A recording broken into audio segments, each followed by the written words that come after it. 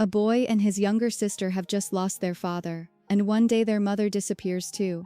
Their grandfather works himself to the bone just to feed them, but the children have no idea that he has only 3 months left to live. At the center of this story is 7-year-old Deok Go, who lives in a small village with his grandfather and his younger sister Deok Hee. Even though life is hard, grandfather always tries to fill Doko with hope. He teaches him a proud little speech about the meaning of his name and tells him to say it with confidence.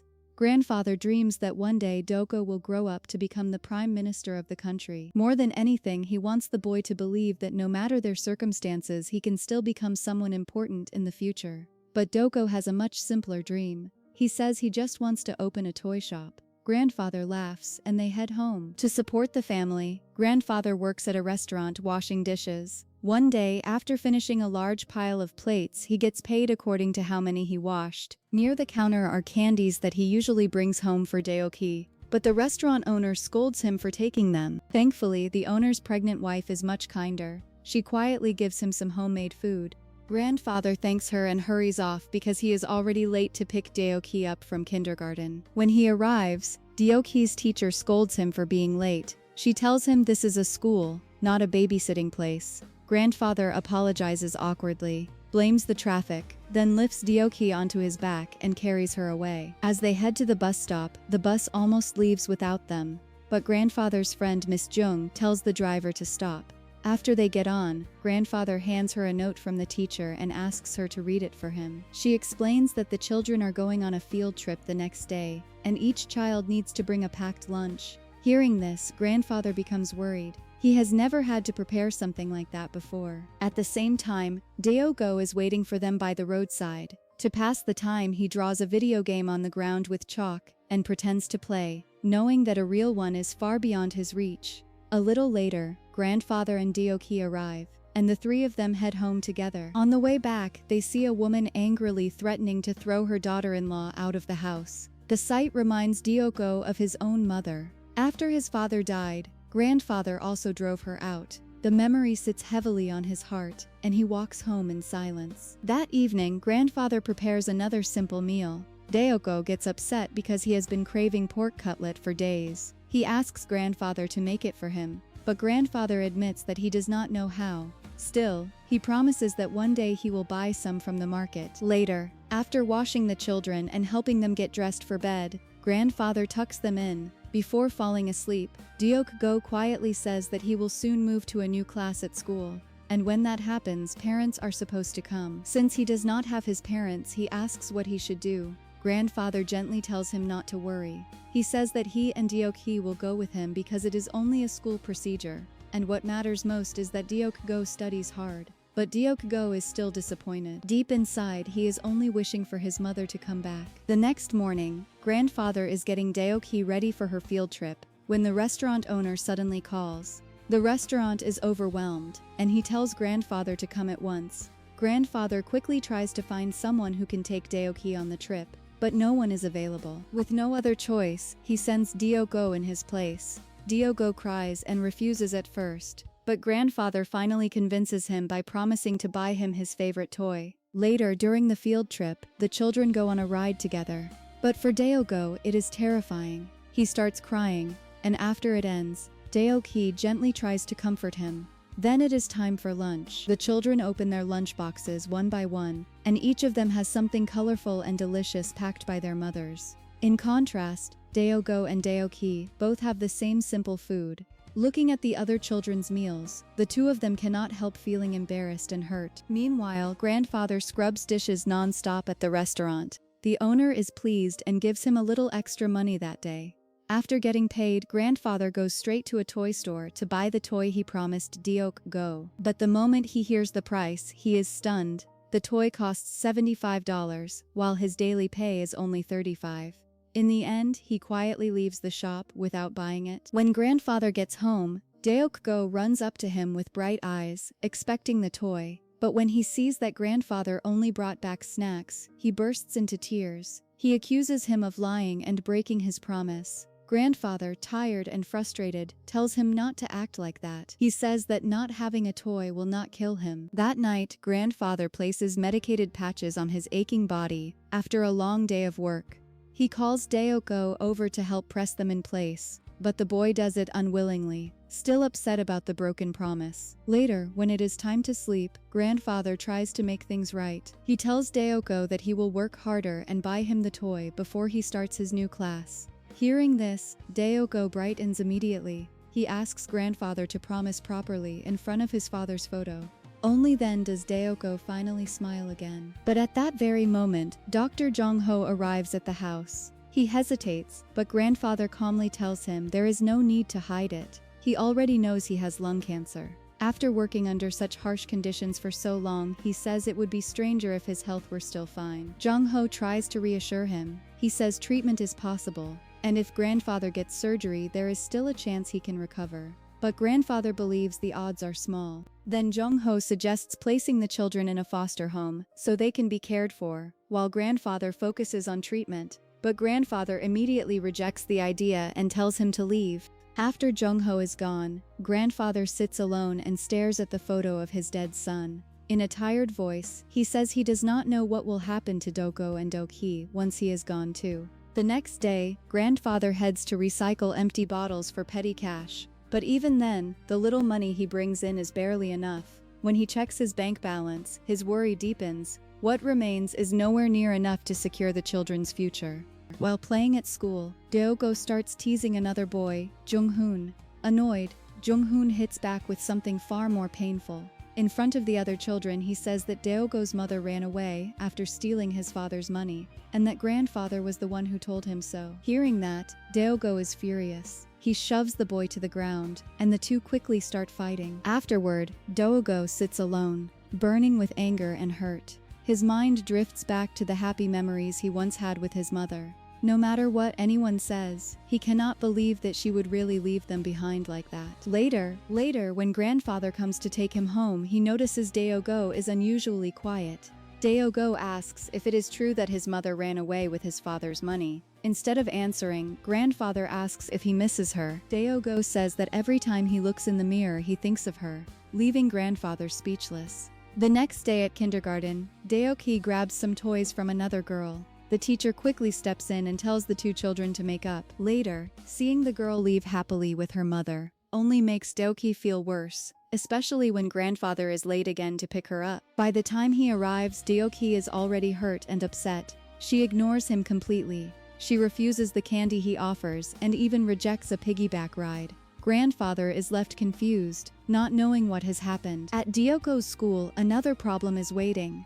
Jung-hoon says his video game has gone missing. Then, when Daoko opens his locker, the game suddenly falls out in front of everyone. Seeing this, Jung-hoon's dad immediately scolds him and accuses him of stealing it. He even tells Daoko that he is just like his mother and must have inherited her habit of stealing. But in reality, it was Jung-hoon himself who secretly hid the game in Daoko's locker, as revenge. At that moment, grandfather arrives and walks into the middle of the commotion. He asks Daoko if he really stole the game. Daoko shakes his head, but he is too shocked and hurt to speak. He can only stand there crying. Grandfather tells him that if he is innocent, he must say it out loud. But when Daoko still cannot speak, grandfather suddenly takes the teacher's stick and begins hitting him. Everyone is stunned. The sight is heartbreaking. Even Jung-hoon's father, who was angry just moments earlier, tries to stop him. Then Daoki can no longer bear to watch her brother being beaten. She runs forward, throws her arms around him, and cries out that grandfather is only punishing him like this because they do not have parents. Those words hit grandfather hard. In that moment, all his anger disappears. Filled with guilt, he pulls both children into his arms and hugs them tightly. That night, grandfather carefully applies medicine to the bruises on Daoko's leg. No matter how strict he seems, he loves his grandchildren deeply, and hurting Daoko pains him far more than the child knows. Later, grandfather returns to the toy store, but before going in, he overhears Jung-hoon's father talking about how harshly he treated both Daoko and his mother. But Miss Jung defends him. In the end, he says nothing and quietly walks home. The next day, Jung-hoon comes to apologize and even offers Daoko the video game. Feeling guilty, he hands him a stick and tells him to hit him back. Instead, Daoko shows him the marks left by grandfather's beating, leaving Jung-hoon shocked. But rather than taking revenge, Daoko only taps him lightly once before running off, and soon the two boys are playing together again. That night, Dyoko sits at home playing the video game. Grandfather nags at him to stop and go to bed, but Dyoko refuses to listen. A moment later, grandfather notices that Dyoki is chewing on pieces of dirty cardboard. He quickly pulls them out of her mouth and scolds her, but she starts crying right away. Faced with two children at once, grandfather is completely worn out and does not know what to do. The next day at the market, grandfather notices a vendor selling fur shoes. The sight brings back an old memory of the time he once bought a pair for his daughter-in-law. He remembers how happy she was when she received them. But that memory no longer brings him comfort. Instead, it only leaves him feeling bitter and unsettled. Meanwhile, the children are home alone. Daeogo tries to wake Daeoki, but she does not respond, so he assumes she is still asleep. Wanting to go out and play, he locks the door and leaves her inside by herself. Later, when grandfather returns home, the family dog is barking loudly. Sensing that something is wrong, he rushes inside and finds Daeoki lying unconscious after vomiting. Panicked, he quickly carries her to the hospital. At the hospital, Dr. Jong-ho reassures him that Daeoki is out of danger. She only has food poisoning after putting dirty cardboard in her mouth.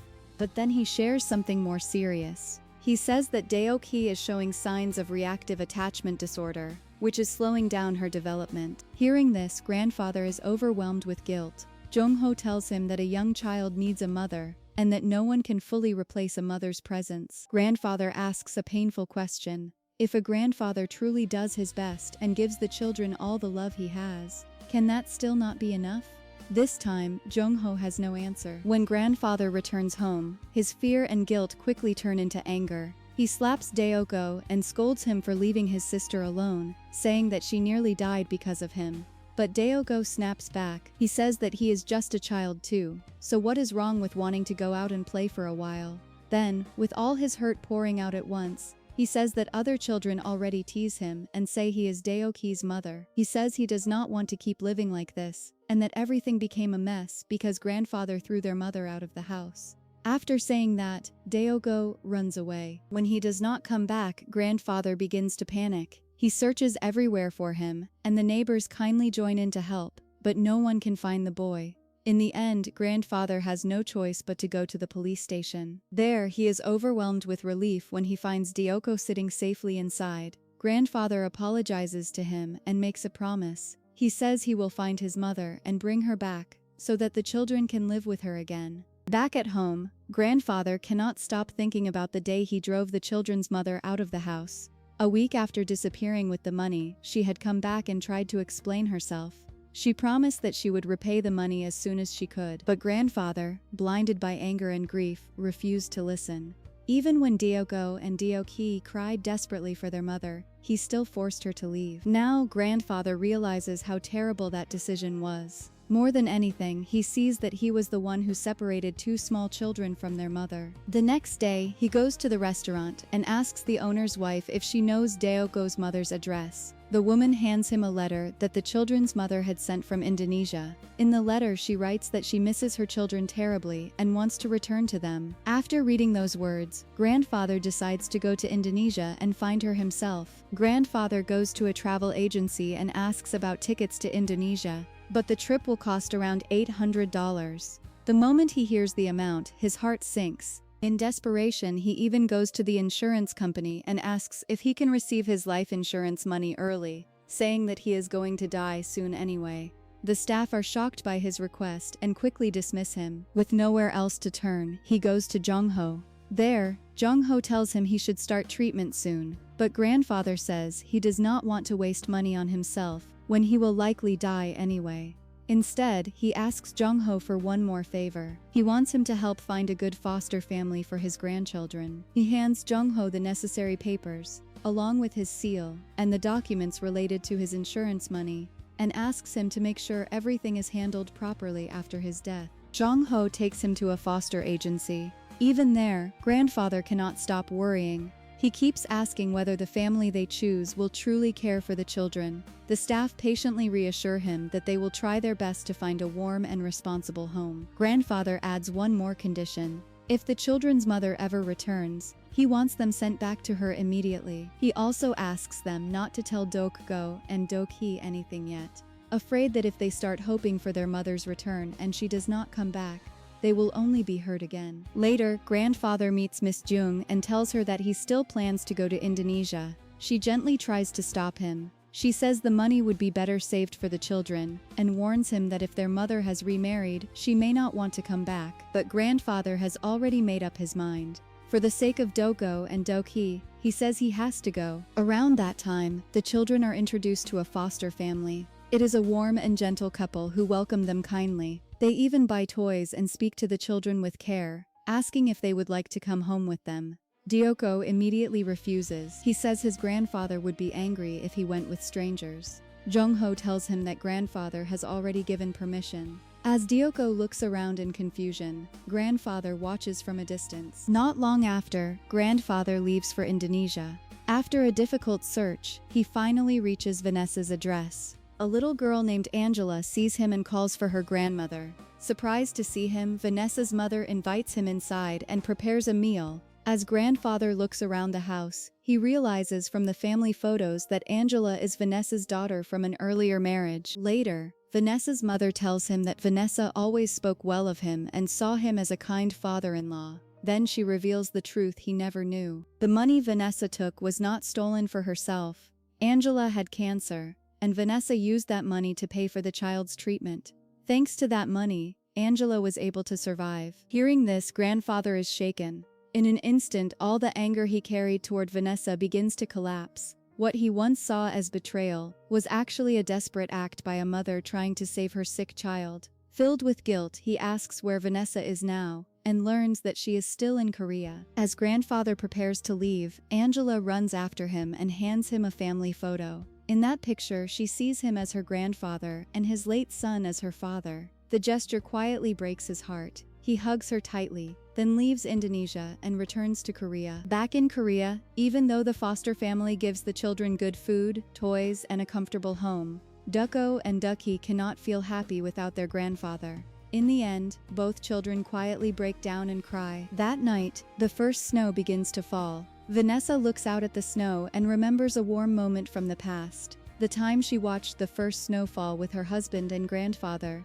and how he had fussed at her to come inside before she caught a cold. At the same time, grandfather is sitting alone at the bus terminal, watching the snow in silence. But before long, he suddenly collapses and is rushed to the hospital. When Daeoko hears the news, he immediately goes there with his foster parents. Dr. Jung-ho tells him that grandfather has regained consciousness and is stable for now. Standing by the hospital bed, Daeoko finally lets out everything he has been holding inside. He apologizes to grandfather and asks if he left because he was angry about what happened to Daeoki. He says he knows he was wrong and begs him to get better soon. While standing there, Daeoko notices a letter that has fallen from grandfather's pocket. When he picks it up, he sees his mother's name and address written on it. Later, back at home, Daeoko sits in front of his father's photo and quietly speaks to him. He says he does not know what to do anymore. He is still just a child. Grandfather is sick, and Daeohee is too young to understand anything. He asks why his father had to leave them so suddenly. If he were still alive, they could all have stayed together as a family. Just then, a butterfly lands on his father's photo. Daeoko stares at it and believes that maybe his father has come back in that small form to comfort him. At the hospital, Miss Jung and her husband come to visit grandfather, but instead of talking about himself, grandfather immediately asks whether they know where Daeoko has gone. Miss Jung gently reassures him and says the boy has probably just gone out for a while. She promises that until he recovers, she will help look after the children. Later, Daeohee asks grandfather if he is in pain. Grandfather pulls her into his arms and gently tells her that he is fine, and that she does not need to worry, even if they do not always know how to express it. Both children love their grandfather deeply. Meanwhile, Dooko goes out alone to search for his mother. Using the address from the letter, he finds the place, only to learn that she moved away weeks ago. The news crushes him, but he does not give up. He keeps wandering through the streets, asking people if they know her, but most of them ignore him.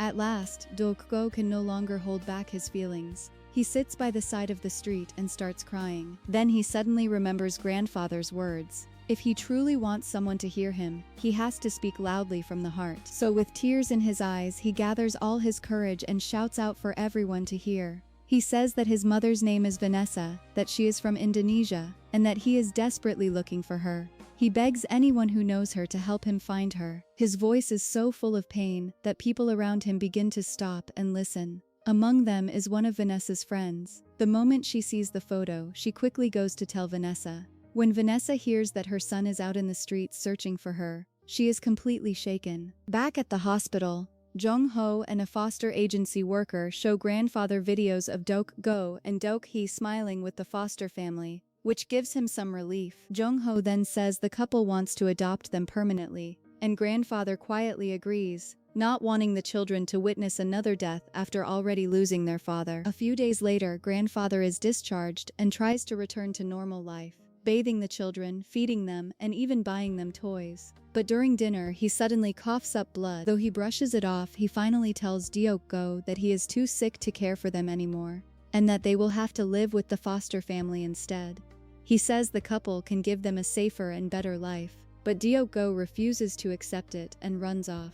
That night, grandfather stays awake the entire time. More than anything, he cannot bear to let the children go. Yet he feels he has no other choice. The next day, he quietly packs their things and gets them ready to leave. Doko steps outside reluctantly, his face full of fear and sadness. At last, he breaks down, apologizes, and begs grandfather not to send them away. More than being afraid for himself, he worries about leaving grandfather all alone. Grandfather pulls him into a tight embrace and gently tells him that no matter where he goes, he will always be his grandfather. Soon, the children are placed in the car.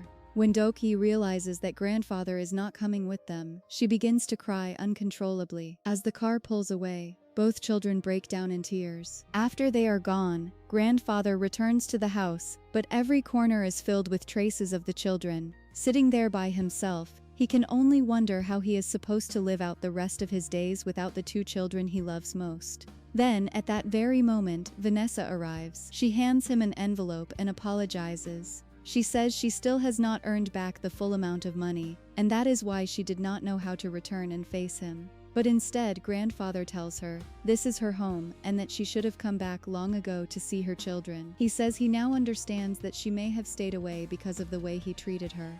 Filled with regret, he asks for her forgiveness. At last, the wall between them breaks. The two hold each other and cry, and with that, the painful misunderstanding that tore the family apart is finally resolved. In the final scene, Deo-go is holding Deo-hee's hand as the two of them run back toward the house. After so much pain, separation, and regret, the family is finally given one more chance to stay together.